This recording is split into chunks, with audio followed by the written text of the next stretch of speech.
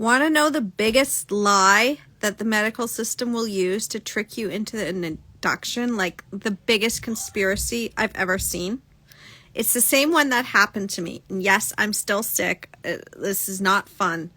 But who cares? Because the message is the most important thing right now.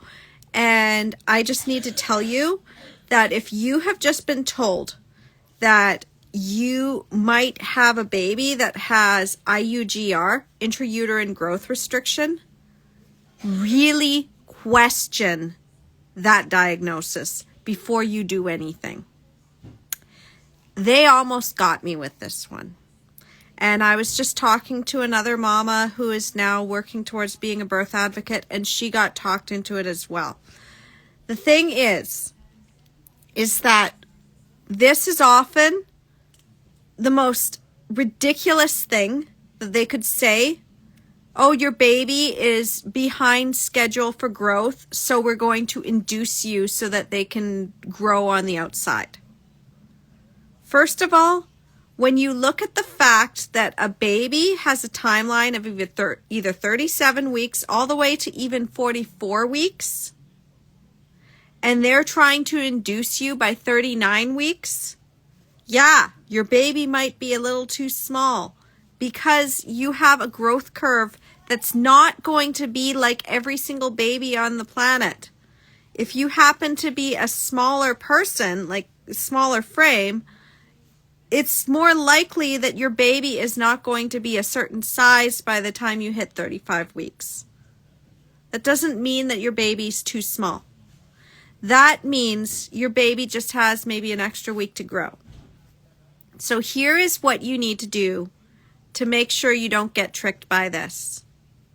Before you agree to schedule an induction or a C-section, ask to have another growth scan done.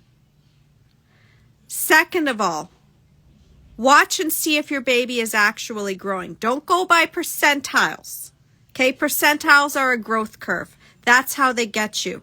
Go by the fact, is my baby still growing? Oh, yes, my baby is still growing. Maybe not on their timeline, but they are still growing. Am I still gaining weight? Yes. Is my baby in any actual distress? No. Okay then.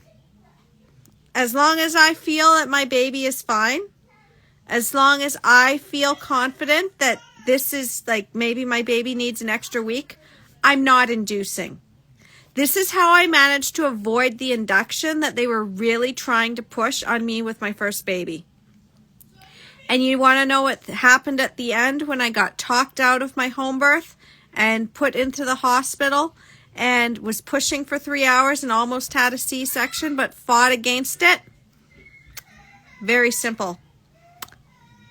I found out that really small baby was almost 8 pounds. Okay? So at 41 weeks, he was almost 8 pounds. If you want to know the other big lies that come out into the medical system when it comes to trying to push you into an induction, especially at this time of year, make sure you go to empoweringmomsbirth.com/induction and go and get the 8 questions you want to ask yourself before you agree to an induction.